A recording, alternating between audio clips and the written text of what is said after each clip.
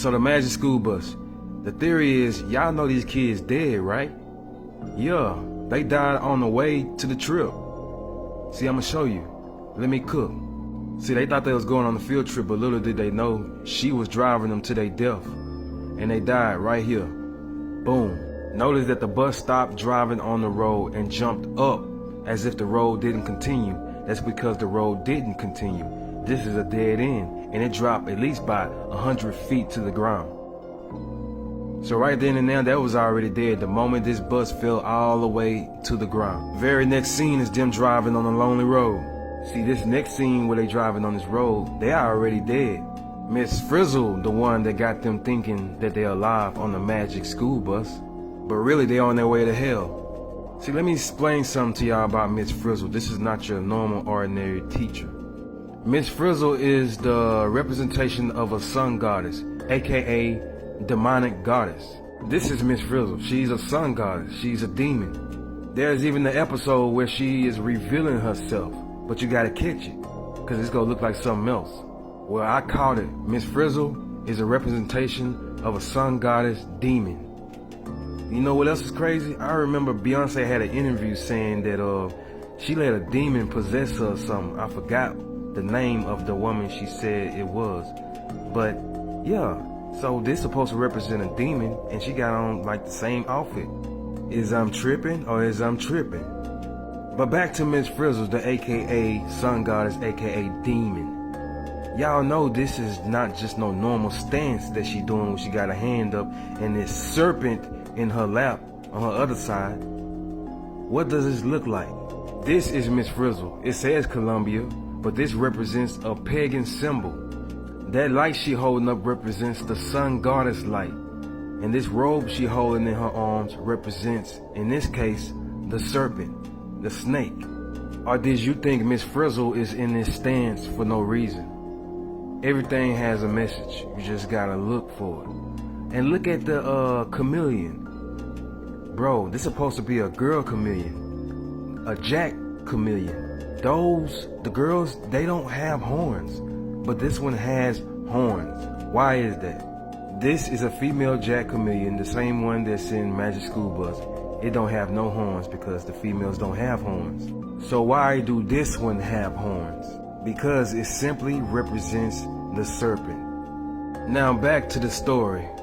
So, they took a trip and they end up dying on the way to the trip. See, her job is to take these souls to hell. So when the bus jumps in the water, that's a symbol. It symbolizes them going into the underworld. You get it? Underwater, underworld.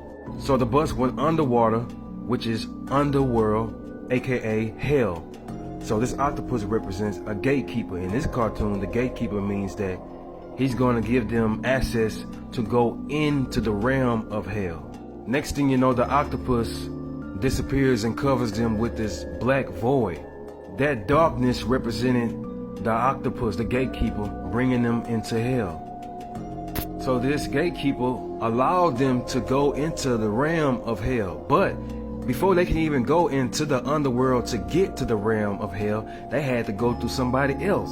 Let's rewind it. So remember, the kids died when they fell all the way down to the ground. So this point right here where she's driving on this lonely road represents that she has the souls and are going to take them into the realm of hell. But guess what?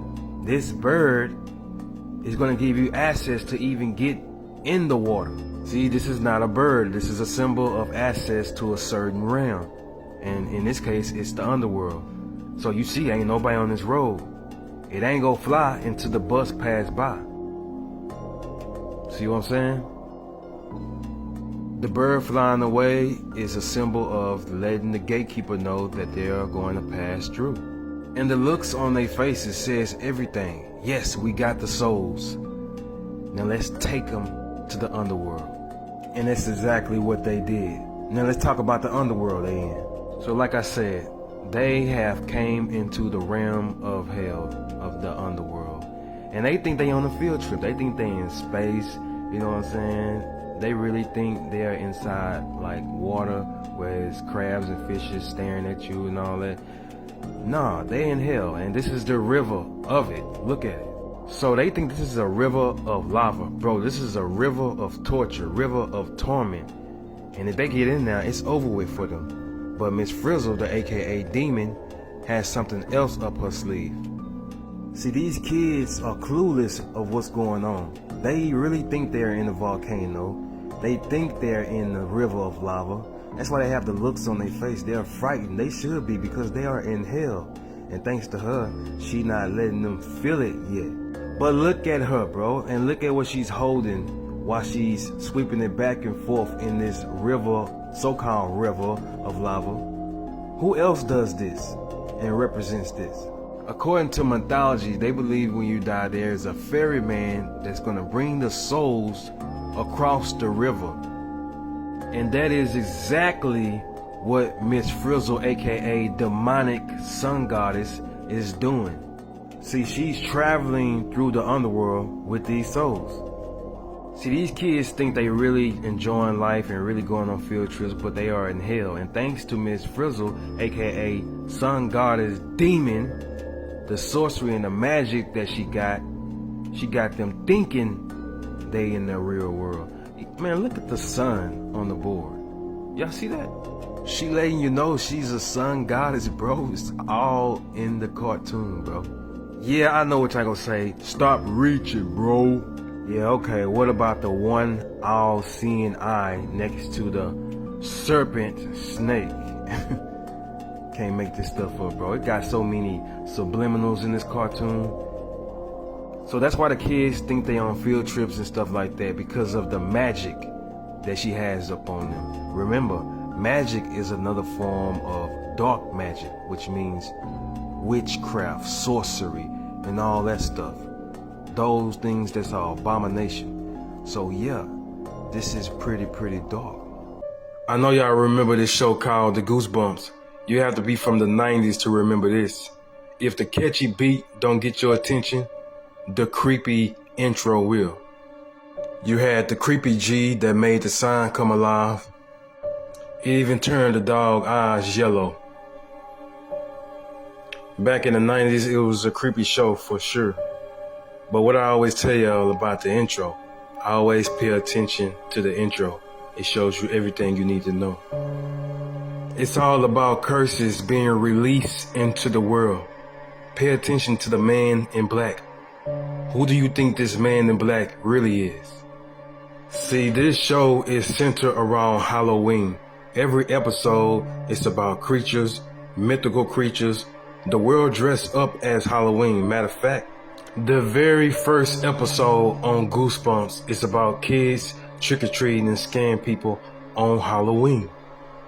Now, speaking of Halloween, the man you see in black on Goosebumps is the same exact man from the Curse of Halloween movie.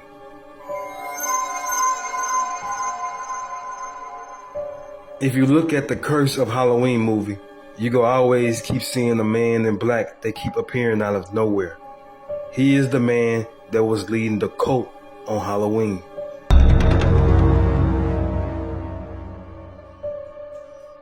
And that suitcase you see him open up on Goosebumps symbolize the curses that he released into the world, just like he did on Michael Myers. This is Michael Myers' hand. You see what's written on his wrist? That's the symbol of a thorn curse. The cult believe an ancient druid demon spreads sickness and death. And in order to save themselves and to save the tribe from this demon, they place a curse on a child to unalive his family on the night of Halloween. That's the curse that Michael Myers had. And that's what you see him doing on Goosebumps. This suitcase, him opening it up, is releasing a curse on this small little town. You constantly see the letter G floating around, turning everything evil in its sight. It's a curse. Both of these symbols represent the same exact thing, a curse. Even in the first episode of Goosebumps, it was about a mask and not being able to take off the mask. And the mask changed her whole behavior. Just like it did Michael Myers. The mask is a symbol of carrying the curse. So this letter G, this letter G represents the thorn curse, the same curse that cursed Michael Myers. Is it? Or is this just some weird theory that I came up with? Who knows, right? You be the judge. The show premiered in 1969. It taught a lot of good things like education, and also taught the kids about the civil rights movement. Notice that the Sesame Street wasn't all fixed up like Disney. I'm talking about the street itself. But it was like a normal city street. It was racially diverse, meaning that it had all race on there. It was more focused on kids and adults, not just kids.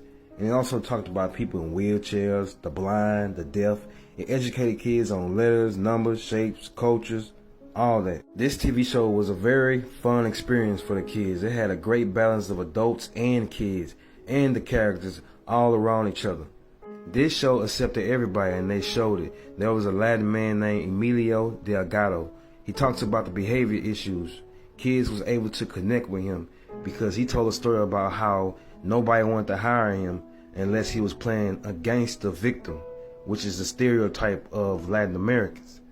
But Sesame Street hired him to be a leading role as a parent, as an adult on the show.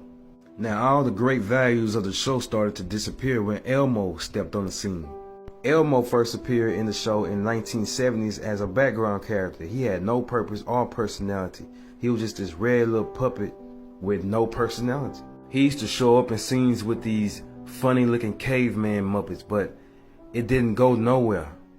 As different actors began to play as Elmo, they eventually turned him into a 3-year-old Muppet. His appearance already won the hearts of these kids. Compare his appearance to the other Muppets. None of them looked cute and innocent to win the heart of a 2 or 3-year-old. So they made him 3 years old, and he also had the mind of a 3-year-old. He would talk like he 3 years old. So that's how he connected with the 1 and the 2 and the 3-year-old. Unlike Big Bird, he was old enough to understand more mature concepts of life like death, sickness, emotions. He would ask questions that kids wanted answers to.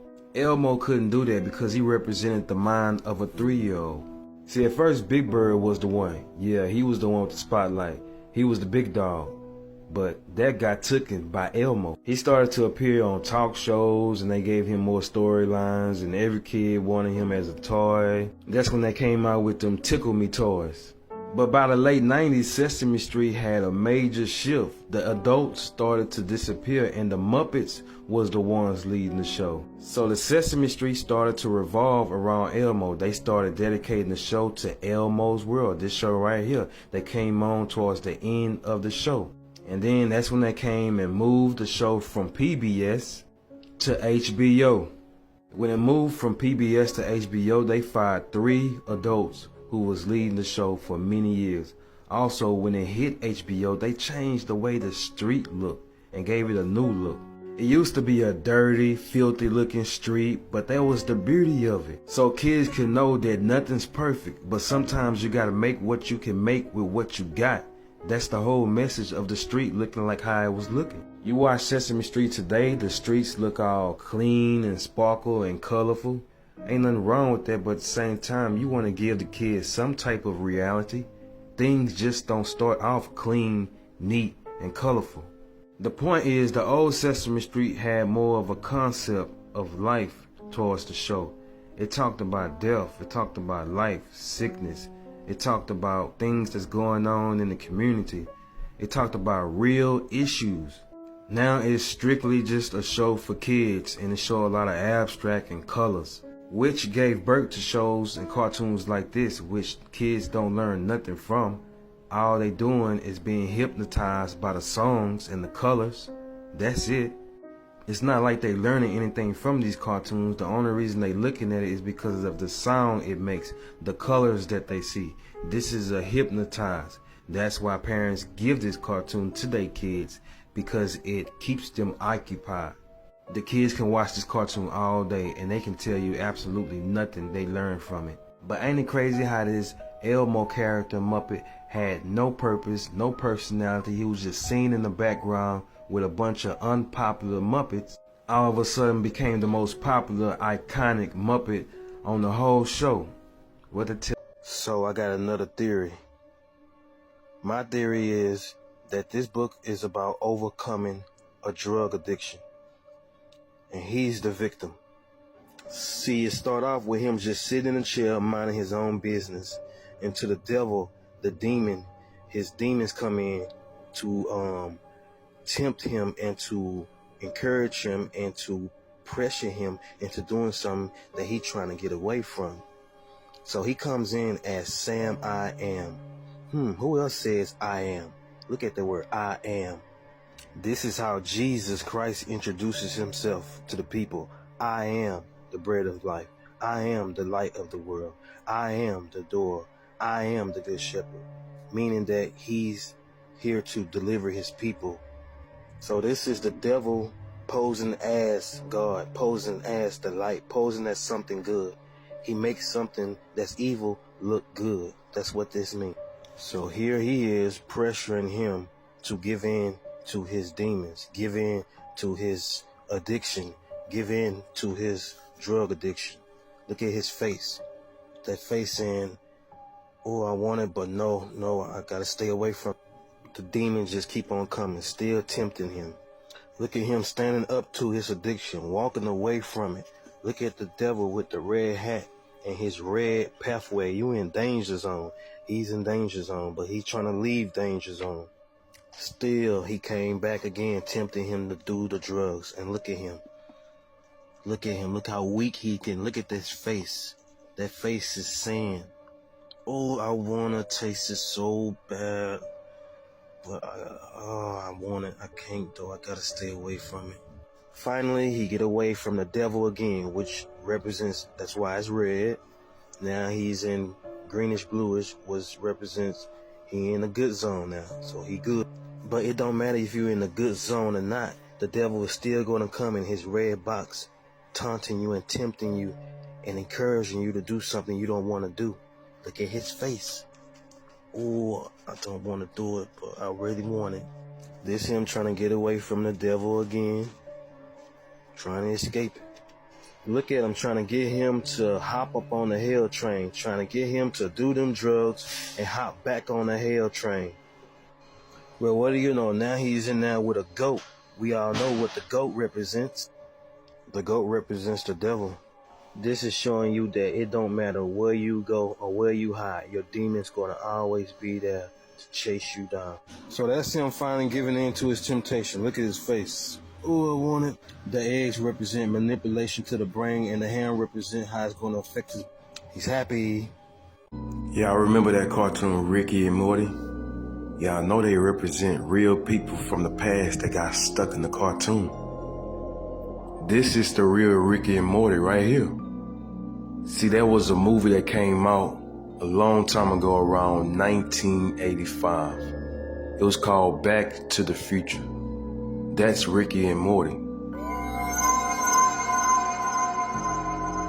The movie is about taking trips to the past and trying to get back to the future. By using this device he has in his hand, he can control this car that's supposed to represent a portal that gets them back and forth to the future or the past. So it's the car that represents the portal. So when you watch the cartoon and you see him open up that green portal that can take him anywhere, that represents the car, because that's exactly what the car did. And remember, the device he had in his hand controlled the car, which represented the portal. Just like in the cartoon, he has the device to open up the portal that takes him everywhere. This represents the same thing because these are the same people. So when it comes to the car on the movie, it represents going back and forth to the past and the future. And on the cartoon, it represents a portal. It's the same thing. But like I said, them in the movie represent them in the cartoon now. Playing with these gadgets and devices and stuff, trying to be Einstein, they end up putting themselves in a cartoon, bro. And check this out. They even got the same name. It's just replaced with an A. Like his name is Morty. I got his circle. Now look at his name, Circle. Marty. The only difference is, instead of an O, he got an A. So you got Marty And then you got Morty. Bro, they even got Freddy Krueger in here. Interesting, because Back to the Future, the movie, the first one came out in 1985 to be exact. Nightmare on Elm Street, the very first one, the very first Freddy Krueger came out around the same time, year 1984. So it came out before Back to the Future, but it's around the same time. So not only these fools was going back and forth to the future and to the past, but they was taking a demon with them as well. A demon that can travel into dreams, known as Freddy Krueger, which is why he's now in this cartoon. So whatever they did to get into this cartoon, either they took him with them or he just showed up. But this damn wannabe Freddy Krueger, bro, they got him cursing like crazy in here. Bro, over and over he kept using the B word, just like he was using in the movie. Talking about, welcome to my world, B. You can run, but you can't hide, B. And bro, why in the heck is his... Man. Bro, we gotta roast this dude, bro. Bro, you look like a fake ass bubblegum. It look like somebody chewed some bubblegum and molded you together with this fake ass big baby teeth you got in your mouth, with them big ass yellow owl eyes you got. And what's up with your eyebrows? A unibrow that's going down, bro. And who hat you got on? That's not Freddy hat, bro. You stole that from Jeepers Creepers. Get that fake ass hat out of here. And look at your busted up glove you got on, bro, with them fake ass butter knives you got sticking out. And look at this sweater you got on, bro. Look like you took it out of a damn garbage truck. Man, get out of here, fake ass Freddy Krueger. Now, as far as what I gotta say about this cartoon without a theory, bro, this cartoon is just another demonic cartoon, bro. Like them aliens and stuff you be seeing on here represent demons, bro. Bro, this is a very nasty cartoon, bro. It is overboard nasty, bro. No kid should be. Look, man, come on, man. Bro, do y'all know the name of the coach? This coach, y'all know his name? Bro, his name is Mr. Vagina, bro. What kind of name is that? I always tell y'all the intro show y'all everything y'all need to know. Well, there's the all-seeing eye that represents Lucifer. And then you got 3 plus 3 equals 6. Then if you add a 3 on top of that 3, that's 6. Add a 3 on top of that 3, that's 6. So that's gonna be 6, 6, 6. And I ain't trying to hear nobody say that new age crap. 666 means 6 carbon and 6 this, man. Gone somewhere with that new age trash. 666 is linked to a man, just like the Bible said. And it's linked to a man according, if you do the numbers, it's linked to a man named Nero. Nero is one of the most evilest emperors that ever ruled. So, yo. This cartoon simply represents a bunch of demons having fun in hell, bro. Making hell to be a good place to be. That's what this cartoon represents to me, bro. Now, this started on Adult Swim. They do recommend kids ages 8 and up to watch this. But what kid want to watch some demonic stuff like this, bro? They in hell. See, I always say the intro tell you everything, because it does. You just gotta pay attention to the intro. Just look at the first thing they show you in this intro, bro. Just look at this, bro. This represents that everybody is dead, bro. Broken TV, swords in the ground, bones, trees, dead, dried up. Bro, this represents death. Look at this. They got an axe with somebody abandoned arm using their fingers to throw up signs. Now, no, everything that you're going to see after that represents hell. What the hell is that sitting over there? This damn thing got black, pure black eyes, bro. Demonic. Look at the face. Everything has the ghostly face. Look at this, bro. Just look at this, bro. Where the hell is your legs at? Oh, look at their little kingdom of hell. And look, they got a rainbow to make it look like it's a good place. And you know what's crazy? You go on Google and type in the word hell. It's gonna look exactly like that cartoon, bro. Exactly like it. Because that's what it is. Oh, what we got next? A evil-looking princess with one arm riding on a damn demonic-looking ass unicorn. And where is your feet at? But back to this demonic-looking unicorn that has no damn eyeballs. Bro, and it got the rainbowish color. We all know, according to the Bible, the rainbow stood for when the Most High said he wouldn't go flood the earth, destroy the earth again with a flood. Stop that. It's crazy. What the hell? Y'all see what they did right here? Using the same depiction as a siren. Trying to get your attention with the long hair and I can play music and all that. Then out of nowhere turn into a demon. That's the same exact thing a siren do, bro. It's the same thing over and over. They just make it new. There's nothing normal about this cartoon, bro. What is... Never mind. And according to the cartoon, he's supposed to be human. This ain't no damn human being. Bro, I'm telling you, this cartoon represents death and hell. It's even got an image of death walking around. According to men's depiction of death, this is supposed to represent the Black Death, literally. See, a long time ago, there was a bubonic plague. It was a pandemic that killed a lot of people, and they called it the Black Death. This bubonic plague wiped out a lot of innocent people. It was one of the most deadliest pandemics on Earth. But I'm not surprised they put this in this cartoon because this cartoon simply represents death. This is what they do. And bro, did y'all hear the theme song to this cartoon?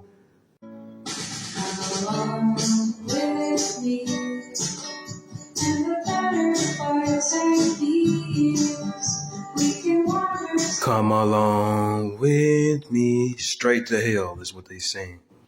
The whole time the Animaniacs was exposing the industry and also trying to sucker you into joining the industry. See, the Animaniacs trying to make it seem like they don't have to listen to nobody. They can do whatever they want, which is why they're hitting all these men over their heads. These men represent the elite. These represent the men who own them. These men are responsible for what goes in and comes out of Warner Brothers. But like I said, if you listen to their lyrics and look at them, they're telling you they can do whatever they want with no consequences. But it's the opposite. Everything that they saying is the opposite. Like in this scene, it says, come join the Warner Brothers. Then it says they lock us in the tower whenever we get caught. But then he says, but we just break loose. Now, when they say they lock us in the tower, this is not literally, this is a metaphor about the industry. They let you know that the industry owns you through the contracts. You sold your soul through the contract. Look at what they say right here. The writers flip, we have no script. Again, they're trying to make it seem like they can do whatever they want to do. Talking about they don't have no script, but they have a script. The script is what they doing in this scene. It's all about entertaining the masses. Look what it says. You'll laugh till you collapse. What you think that means? This is a representation of them getting your attention, whatever it is to get your attention through the television. That's why it's called television. Television. The vision is to get you to think that everything is all good in the industry. Everything is cake and ice cream. And while the masses is being entertained, they so blind by it that they can't even see that the world is also being destroyed at the same time by the same people who make them laugh. And that's what Pinky and the Brain represent. They're not trying to take over the world. They're trying to destroy it. As you can see, he uses the magnet to bring the planet down to destroy the earth. Now, this don't represent literally the earth being destroyed, but it represents the minds of the people being destroyed. Because how easily mankind is manipulated through television. And once they got you, they pull the rug from under you. And now you see the man in the hole. That's what these Animaniacs represent. They are deceivers, bro.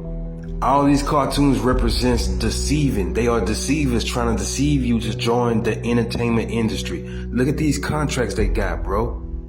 And look what it says. We have pay or play contracts basically means that regardless of them not finishing their role or whatever, they still get paid. So that's why they throwing these contracts in your face like this, bro. They trying to make it seem like everything is all good. Come on, join. It's a trap, bro. And this scene right here sums it all up.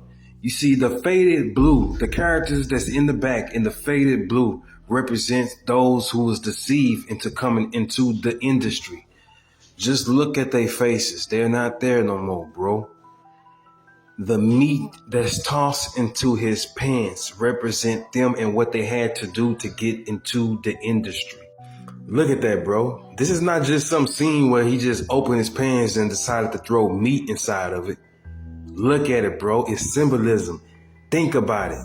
What you think this means? And the black minstrel depiction don't make it better because that's what they represent, black minstrel. You remember them white racist people who used to dress up as blackface? That is the same depiction of the Animaniacs. The white gloves and the white face. White gloves and the white face. It's the same thing. Mickey Mouse is also part of it, and many other cartoons. It's all a trap. In the 90s, there was a cartoon called Bobby's World. If you grew up in the 90s, you know exactly what I'm talking about. It's a cool cartoon. I watched it every morning. But what if I tell you the whole time Bobby is dead? Why you think it's called Bobby's World? That's because everything you see him doing in the cartoon is all in his head. When it comes to him, he thinks he's at home with his dad, his brother, his sister, his mother. He thinks he's with his family. But he's clearly in purgatory. He just don't know it. It's all in the intro when he's riding his bike. You can clearly see him riding his bike, and then he switches to other worlds. He's in his world right now, and then he switched to this world where he's flying in space, and then he switched to this world where he's in the water, and then he switched back to the world that he thinks he's in, which is this. The part when he was in the water, this is purgatory, bro. Things are not what it seems. Everything he's looking at is not what it is. Even the dog, the image of his dog is, look at him, bro. He looked demonic. But when he goes back to the world that he think he in, his dog looks like a regular normal dog. But when his mind switched back to purgatory mode, he sees these creatures, but to him they just look like regular creatures. But these are demonic creatures, bro. See, according to the purgatory in this cartoon, it plays tricks on the mind. It have you thinking you somewhere good, but really you somewhere bad and dark. Pay attention to these doors he's going through. These don't represent doors, but represent levels. Look at the dark matter on the side of him. He not where he think he at. The very next scene, he passes up his mom, his dad, his brother, and his sister. Oh yeah, and his perverted uncle that killed him, but we gonna get to that. And then the very next scene, he drives the bike right into the ear, and then he goes right into his head to let you know this is all in his head. Did y'all see how demonic the dog look? Let's go back. This is another shot of the dog looking demonic towards him. He don't look like that in the regular cartoons, bro. But he looked like that in this purgatory world. But yeah, Bobby was killed by his perverted uncle. See, it be your own family. Nobody didn't see it coming. The hell you waving at him for? He not even turned back looking at you, bro. But yeah, these are the signs they ignore. Pay attention to what happened when he answered the door.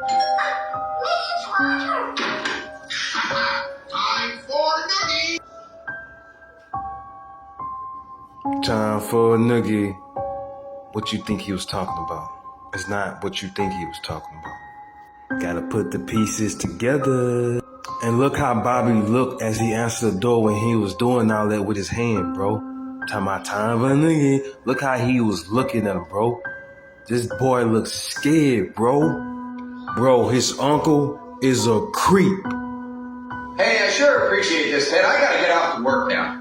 Hey, what's an uncle for? I love these kids. I love these kids. Yeah, I bet you do.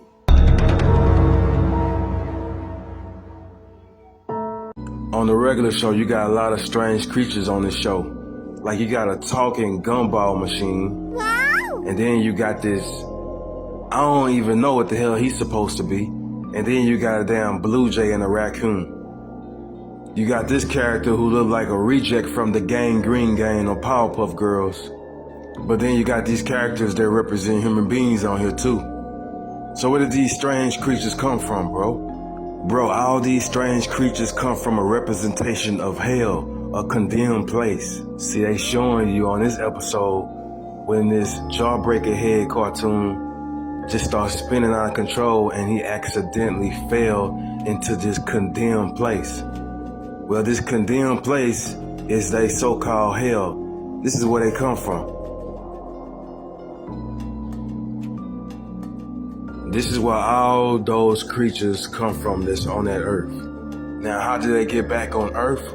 Well, you gotta go to that first episode. You know, the episode that says the power. In the episode, there's this Merlin sorcerer type of dude who leaves behind this keyboard that has power in it. This is how they maintain on Earth. The power of electronics. This is why you always see them playing the video games, because it represents energy. They're feeding off the energy. Without this energy, they can't survive. Notice every time they play a game or mess with something electronic, there's always some entity comes out trying to destroy them. Like you can go with the issue they had with the so-called unicorns. At the end, they say the only way you can destroy these unicorns is if you send them up in the air and blow them up. That's because they represent energy. Even before the show started, in the intro, they showing you the energy. All this purple and pink stuff, this represents the energy. And according to this cartoon, their god is literally a clock. It's time. This so-called time god is responsible for these creatures being on Earth. In a way, this is its entertainment by having them in two different times. Like the time that they're set in seems like they're set in the 80s. You have the mullet, you have the clothes, all from the 80s. And then when you hear the songs that they play on here, it's from the 80s. But there was one episode when they was trying to prank this prankster, which was a phone from the 80s. But when the phone prankster was changing them into these 80s clothes, they looked at the clothes like it was weird. If they so-called supposed to be in the 80s, then why they looking at the clothes like they're weird? And when the prankster phone call dude made these dudes look like they from the 80s, and they gave them that look like, bro, we in the 80s. But I thought this took place in the 80s. If it's not taking place in the 80s, then maybe the 70s. But according to the phone prankster, when they went back to him to get him to take them back to the present time, they passed up all these years, bro. 93, they passed up 2001, 2004, and then it said the present. So according to this, they passed up 1997 and they going towards 2001. So they was never in the time of the 80s, 90s, or the 70s. So they don't even have a year. They're not even letting you know what year they in. It says the present. What's the present? That's because the world they in is ran by energy entities, bro. See, this world is just not ran by some time guard that's made of clocks. It's also ran by these so-called baby gods, energies. This is a weird cartoon, bro. It's the reason why they put them in the middle of nowhere in this big ass house. Because everything that happens to them is happening to them for their entertainment. That's why you always see them getting tortured or chased down by these strange creatures, because it's all for their entertainment. They're getting a kick out of this. This is a show to them. That's why it's called the regular show, because these entities are getting entertained by combining their creatures with the condemned creatures for their entertainment. And that's how you get the regular show. It's their show. So, even though the Goofy movie is rated G, which means suitable for all ages, it shouldn't be, bro, because it's a lot of freaky things going on in this movie, bro. We gonna start with this principal or whoever the hell he's supposed to be with this big ass suit he got on. So check this out. You got Goofy's son and some other kid right here waiting to see the principal, right? But keep your eyes on this fool. So the principal comes out, tells him to come in, right? So he goes in there, but he brings a TV in there, happy to see him, and then he shuts the door. But I noticed something when they came out the office. Bro, why is the lights off? And why in the hell he's so damn happy? But bro, again, why are the lights off? It's dark in there. When he went inside, the lights was on. And not only that, he's bringing the TV in there. And not only that, before he went in the office, it's like he was getting prepared or something. I mean, he put this chunk of cheese in his hand that's pointing straight up and put it straight towards his mouth, you know what I'm saying? I mean, what the hell is all that about? And then when he go back inside, he put the thumbs up with his tongue hanging all out. What that boy Dr. Umar said, that don't look suspicious. They gonna say, bro, he was trying to show the principal something on the TV. You reaching. Yeah, I don't buy that. And look what image the crowd makes when he runs through it. That don't look suspicious. Quit reaching, bro. Alright, what about this scene? Was she a little too close to her dad? You know what I'm saying? Just a little too close. And not only that, she touched him on the ass and everything. I don't gotta say nothing. The movie speaks for itself. And Goofy ain't making it no better. Got the little toy in his hand, making the head bobble and all that. But real talk, Goofy is in the business of making kids laugh and all that. Cool, I get it. But if you really pay attention to this scene, these kids are not happy, bro. It's like they putting on fake smiles. It's a depressing scene, and you got the Jack-in-the-Box that's hanging out instead of standing up. And then you got the picture of his son on the wall who ain't happy throughout the whole damn movie. And then at the top, you got a son that looks suspicious as hell. Like, look at this picture of this kid on the wall, bro. This picture means something, bro. It symbolizes something. I don't expect for a lot of people to get it because they looking at this like, bro, it's just a cartoon. Yeah, y'all stay asleep. I ain't talking to y'all. See, from the beginning of the movie, it's symbolism all throughout this movie, but I don't expect for a lot of people to find it or see it because they still attached to this world. See, this represents the 666, and then if you look behind the door, he got the one eye, which represents the all-seeing eye, which is Horus, it's satanic. And then on his chest, this represents the star. Now, to a lot of people, it's called the Star of David. Even though it's called that, it's not that. It's a 6-point star known as a hexagram that occultists use in their magic. It represents 4 elements: earth, water, air, and fire. This is what witches use in their spells. Hexagram. Hex means curse. Just go look at the beginning of the movie. Why you think he was so drawn to her? She's performing magic on him. What, you think that's a dandelion? That's not a dandelion, bro. She's doing magic, putting a spell on him. That's why everywhere he goes, he can see her in the clouds, in the water. He thinks he's in love, but this is witchcraft that's up on him. If you go to the movie Lion King, Rafiki did the same thing on Simba. He used witchcraft. So the whole time he thought he was talking to his father, he was talking to a demon. His father is dead, bro. But this is what Disney does, bro. It promotes witchcraft. The only reason it don't seem harmful to you because it's known as magic to make it seem cool. See, he thinks he's in love. He's in love with the charms and the beautiful hair and the smile and all that stuff. Don't let the flowers and the pretty garden and all that fool you. This chick represents death, destruction, lust, and all those negative things. That is exactly why everything turned black, because this is what she represents. Death. You see what I'm saying? This is what she represents. She represents death. That's what she's bringing him to. And once again, he can't see it because he has a spell on him. She hexed him. So when you see in that dream that the son becomes Goofy, his dad, it represents that his dad is trying to save him, not the other way around. Remember his father was trying to take him on a trip and he didn't want to go? He kept thinking about the girl. That was the whole purpose of the trip, to get him away from her because she represents evil. But like I said, he hexed. He couldn't see it. See, this is how you know he cursed. Before he went on the trip, he went to her house and said that he won't be able to go to this dance with her or whatever. You know what she said, bro? So in case you didn't hear, she said, I'll go with someone else. So after she dissed him and said that, he cooked up a lie and said he's gonna participate in the concert just to pull her back, bro. This dude is cursed.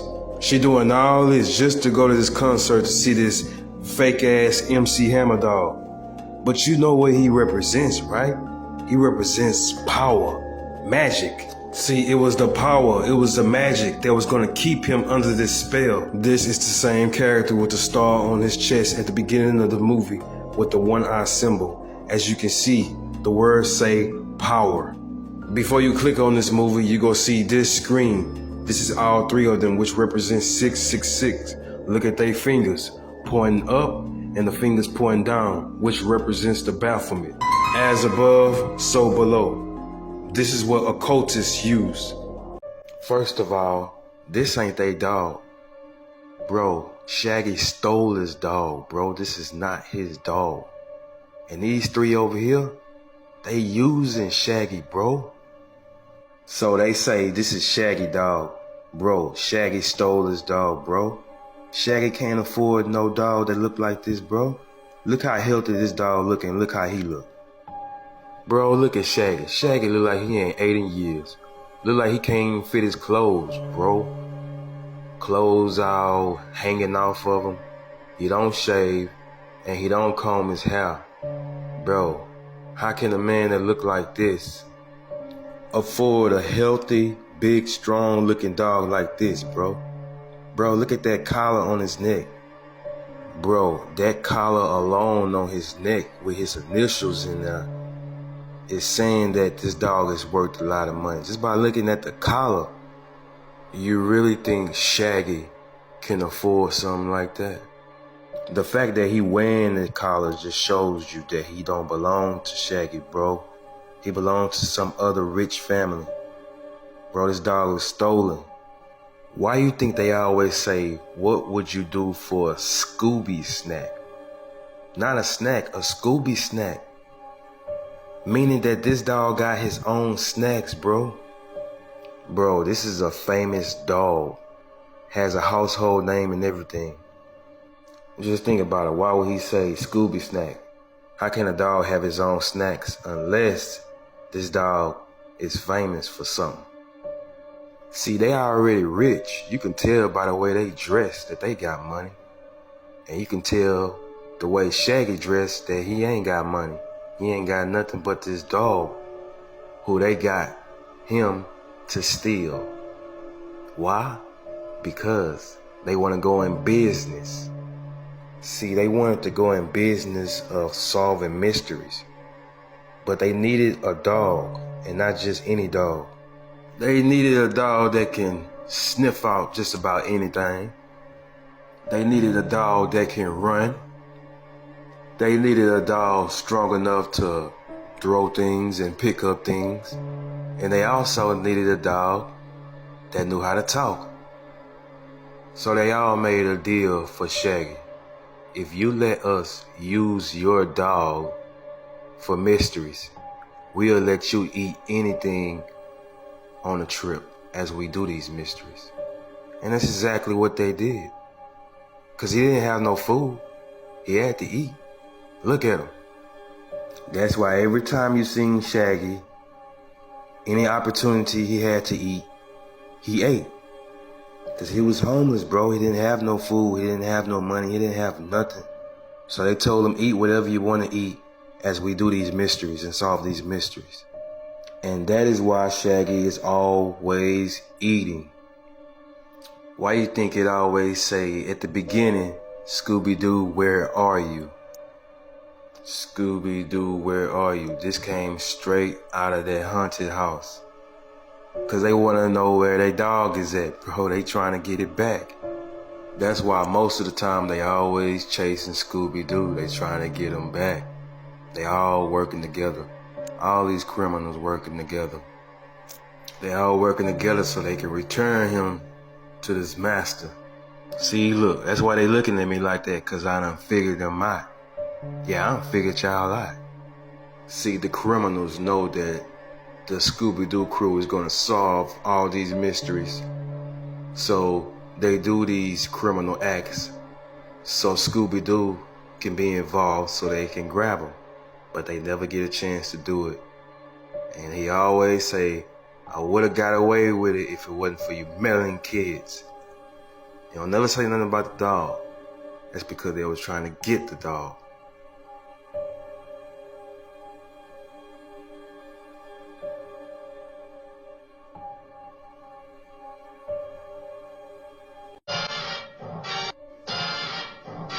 Man, y'all see how this dinosaur struggling to pick up them rocks on his head, bro?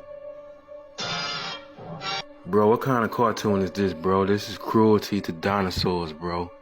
You got the dinosaur lifting these heavy-ass rocks on his head, bro. Bro, this dude Flintstone is bad news. And the next scene ain't no better. Bro, this dude tied a string with some rocks at the bottom on its tail. And look what he does, bro. Bro, look at his face, bro. This creature is in severe pain, bro. It's all in his face, bro. And he just sitting there laughing, bro. He think it's cool and funny. This is stuff we ain't pay attention to. The cruelty that they doing to these dinosaurs, bro. Then Flintstone over here got this dinosaur with a ton of rocks and stones on his head, bro. Waiting for his neck to break. And he laughing while he doing it, bro. This is cruelty to dinosaurs on this cartoon, bro. It's all in your face. No wonder they extinct. Because they killed them. With all this labor they got them doing, bro. Dang, Flintstone, you cold. First you used the dinosaurs for labor, and you got them as pets. You cold, Jack. Now y'all want to sit on a dinosaur's head and watch movies like y'all just one big happy family. And y'all was just using these dinosaurs for labor. It's the same dinosaur that was lifting up all them stones on his head. And it looked like he was having a seizure. Even the women doing cruelty to these creatures. Sometimes they always speak out, just don't never listen to them.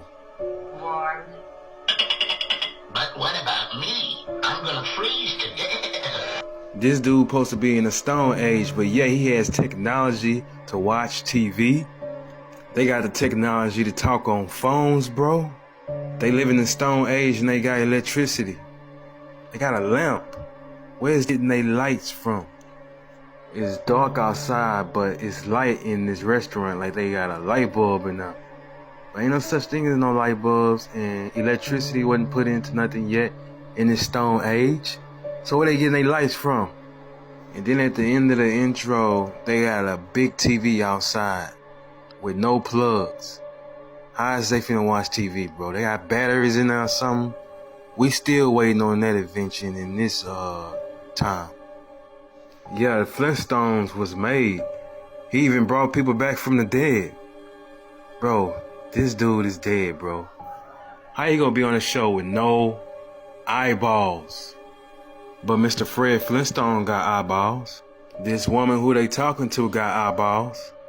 She don't got no eyeballs. Straight black. But she got eyeballs? Come on, bro.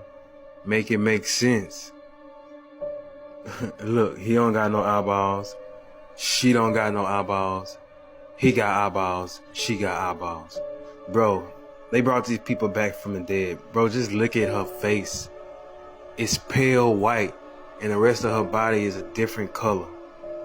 Bro, these people are dead, bro. But that's Flintstones for you. When you're a Flintstone, you can do that. They got their own secrets. They got their own technology and got TVs without electricity, bro. Like, the Flintstones got their own secrets, bro.